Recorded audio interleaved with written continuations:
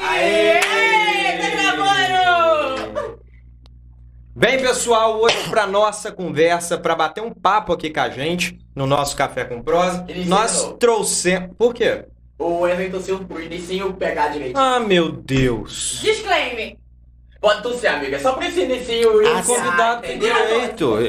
Ele tem direito a subir na mesa, se ele quiser. Ele tá batendo, ficar. Tem direito. Ah, meu Deus. Bem, pessoal, hoje no nosso Café com Prosa a gente inicia com Wesley Ferreira. O Wesley que é militante da educação, direitos humanos, várias outras pautas dentro aí da diversidade, LGBT e tudo mais. A gente vai falar um pouquinho dessa trajetória dele em cada um desses espaços que ele participou e participa atualmente. Wesley, é um prazer te receber. Muito obrigado por vir.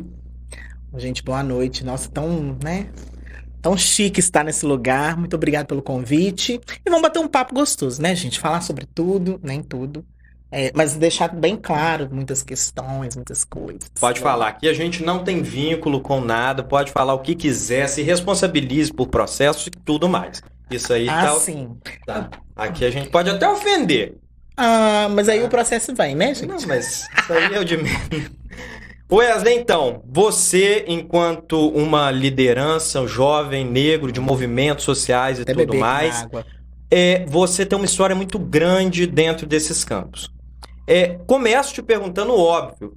Desde quando você passou a se interessar por esses movimentos? Por causas sociais, por juventude periférica? Um som comendo alto.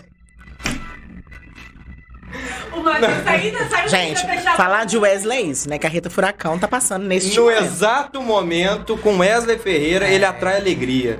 A carreta Furacão passando nesse momento, então a gente pede 1 minuto de silêncio pra carreta terminar. Será que a Carreta Furacão acabou?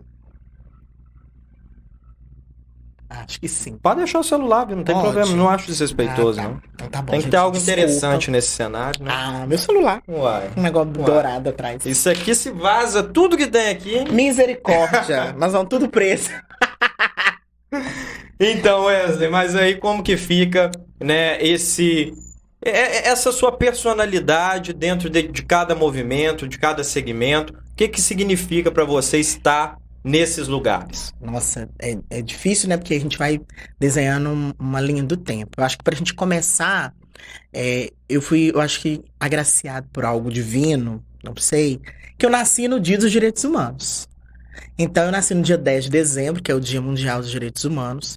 Eu acho que isso já fala muito da minha luta, a minha disponibilidade de lutar por minorias, que eu não gosto muito desse discurso de minoria, lá. E aí, do lugar também onde eu nasci, né? Sou ali do bairro Santo Antônio, nasci ali no Santo Antônio. Aí fui crescendo ali pro São Francisco, por causa das escolas. Aí nós fomos subindo mais, fazendo primavera, que a gente só subiu na vida, né, gente? Ó, subiu na vida. Não que o Santo Antônio seja ruim, pelo amor de Deus, né? E podemos, pegando lá o foco lá atrás, eu aprendi a valorizar o mínimo, o que a gente tinha, desde muito novo. E aí, quando eu vou pro Premem, que é onde eu estudei em escola, uma das escolas que na época era conhecida como as mais problemáticas de Muriaé, né? Onde todo mundo diz que só dava para BO, dava BO mesmo, não é mentira não, entendeu? Mas eu formei lá, né? Sou um aluno de escola pública, que passei toda a minha carreira em escola pública, e o Premem teve um marco muito importante, porque o prézinho era dentro do Premem. Então, o prézinho é municipal, né? Que era o Estrelinha Cintilante, que hoje é Maria Quitéria. Era dentro do Premem, e eu permaneci nessa mesma escola no ensino fundamental 1 e 2. E eu peguei o início do tempo integral em Muriaé. Então, foi escola teste. Pra que testar uma coisa que a gente sabe que vai prejudicar a gente, né? Mas é isso. Foi testar no Premem, e então a nossa escola se tornou escola de tempo integral, escola modelo, todo mundo era obrigado a ficar. A gente estava aprendendo esse processo de tempo integral, de ficar o dia todo na escola, chegar às 7, sair às 5. Muito doloroso, por sinal. Aprendendo como que isso tudo ia acontecer. E o próprio processo da escola de tempo integral foi me ensinando a reconhecer espaço e falar, olha, aqui tá gostoso, aqui tá ruim, a gente precisa melhorar. E tinha esses lugares, né? Uma vez por semana a gente se reunia para poder conversar o que tá bom, o que tá ruim no projeto. Para mim tava tudo ruim.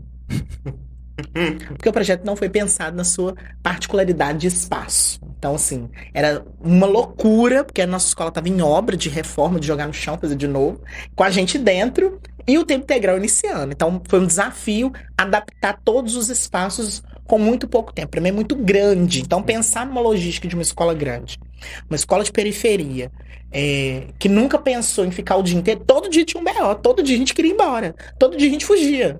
Então, a gente tinha que pensar no processo de que era gostoso estar ali. Como que ia ser esse processo, a gente não sabia, a gente também estava aprendendo. E saí do 9º ano, fui para o estadual, que era uma escola maravilhosa, por sinal, até quando eu entro. Entrei na porta, acabou a escola. Uma escola que estava passando por processo administrativo, sem verba de merenda. Para você fazer prova, eu tinha que pagar. Em escola pública, então eu pagava no início do ano 50 centavos para poder fazer as provas ao longo do ano, né? Isso começou a me inquietar muito, porque o primeiro ano era muito diferente, eu nunca tinha, né, passado por aquilo. E a escola tava mesmo assim, ou a gente tinha arroz e não tinha feijão, ou a gente tinha carne e não tinha nada para comer. E todo santo dia a diretora passava e falava, gente, nós estamos fazendo uma vaquinha, então amanhã, se vocês quiserem trazer um alho, uma cebola, um óleo... E como eu tinha uma abertura muito boa com a Maria Alice, que era diretora do Premem, eu sempre falava, Maria Alice, ajuda a gente, né? Então a Maria Alice comprava compras a mais pro Premem e doava pro estadual, para complementar a merenda, porque não era sempre que tinha. E aí tinha o projeto do Premem, que era à noite, que a galera ia do trabalho para estudar à noite, e também me incomodava muito ver as pessoas com fome, porque saía do trabalho o dia todo e ia estudar e não tinha o que comer. E às vezes a gente sabe que a merenda, ela Faz é toda a parte, né, na vida do menino ali, que às vezes é a única refeição que ele tem Sim. no dia, né? A única mesmo de todo dia. E a gente começou num processo de entender o que a gente podia fazer para ajudar. Então, precisava de representantes da escola, né? Que é aquele que anda... esqueço o nome. Que eu fiz parte sem saber até qual era o processo, né? Que tinha os alunos que representavam junto com os professores e funcionários. É o colegiado. O colegiado. Colegiado. Fui indicado para o colegiado, não queria participar, mas colocaram o meu nome lá. Fizeram uma campanha, porque nesse dia teve prova o dia todo, a manhã toda, né? Então eu não podia fazer campanha. Fizeram campanha para mim, eu fui o mais votado e entrei pro colegiado. Então consegui entender um pouquinho de perto todo o processo de não valorização da educação. Porque era uma escola referência, mas quando a gente falava de contas públicas, a gente estava com um déficit imenso, né? Teve um desvio de 100 mil reais da merenda escolar. E isso é muito sério, né? Falar de dinheiro. Então, assim, as brigas do colegiado, as confusões, né? As reuniões do colegiado eram brigas, né? Eram brigas e mais brigas porque os funcionários queriam saber aonde foi parar o dinheiro e a gente não tinha como falar porque eu não estava ali. Então, eram os funcionários que já estavam há mais tempo jogando na cara da equipe da gestão, que teve desvio, que o desvio foi para isso, foi para aquilo, foi para aquilo outro. E assim, a gente não queria entender esse processo de ficar apontando o dedo. A gente queria resolver o BO. Ou seja, a gente quer entender aonde está o entrave e como nós não podemos ajudar. Com isso, nós fomos estudando, investigando, aprovando ou não as compras e gastos da própria escola, porque só podia comprar com a nossa assinatura, validar. Era todo um processo de atualização que eles também estavam passando. E aí teve a primeira conferência, segunda conferência de juventude, a primeira em 2011, em Muriaé, para a criação do Conselho de Juventude. A gente teve uma pré-conferência lá, no estadual, e eu trouxe isso como foco, olha, da dificuldade da gente se manter num espaço que não tem, no mínimo, uma merenda. O horário do recreio era 15 minutos, um olhando para a cara do outro, um dando tapa na cabeça do outro, correndo na hora do recreio. A gente era a única escola que tem rádio, então o estadual tinha rádio que estava desativada. Muito interessante, Rádio desativada. Ficava fechada, todos os espaços que a gente tinha de convívio não era nosso, a escola só permitia, né, a gestão só permitia usar se ela deixasse, se ela quisesse, se ela tivesse de bom humor, ela nunca estava, então a gente nunca usava. E aí a gente, né, começou com o foco de que precisava se pensar em alguma coisa para ajudar e como ajudar, e aí eu assisti Todo Mundo Odeia o Cris, que é muito engraçada essa parte. E aí, tava tendo a eleição dos grêmios estudantis. E aí, eu conversando com uma professora de biologia, que é a Ana Lúcia, um abraço Ana Lúcia, que ela sempre ajudou muito a gente nesse processo. A Ana Lúcia falou, tinha Grêmio aqui, chamava Castro Alves. Aí eu comecei a pesquisar o que era o Grêmio, se tinha legislação do Grêmio. Já estava participando do Conselho de Juventude, né? Comecei a participar de algumas reuniões para entender o processo. Fui escolhido para poder representar a Muriaé em Belo Horizonte, na etapa estadual. Foi em Araxá. Foi ótimo. Foi maravilhoso. Foi no hotel da Dona Beija, uma coisa muito chique, né? Fomos vários representantes de Muriaé, eu fui um deles. E eu voltei de lá com muitos contatos. E um deles era dos grêmios, assim, vamos criar grêmios. E aí eu falei, acho que é uma boa. E aí esse processo já foi no segundo ano. Finalizou o ano, entrei terceiro fazendo a eleição do Grêmio na escola acontecer. Depois de muita sensibilização com a equipe gestora liberou sem entender o que era a equipe dos Isso Grêmios. enquanto você era aluno. E aí depois você teve um papel fundamental na formação dos Grêmios já em outro campo, que aí você estava na prefeitura. Né? Então foi dali que surgiu essa... Foi de uma experiência de ponta, assim, de vida, né?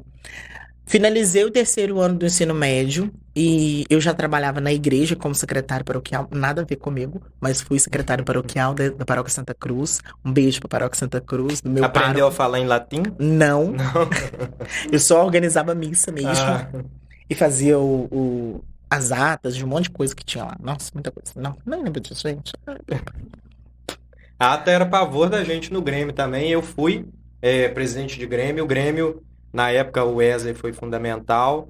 E na época que eu assumi, a gente aprendeu a fazer ata com vocês. Nossa, era um sacrifício. É um BO danado fazer ata.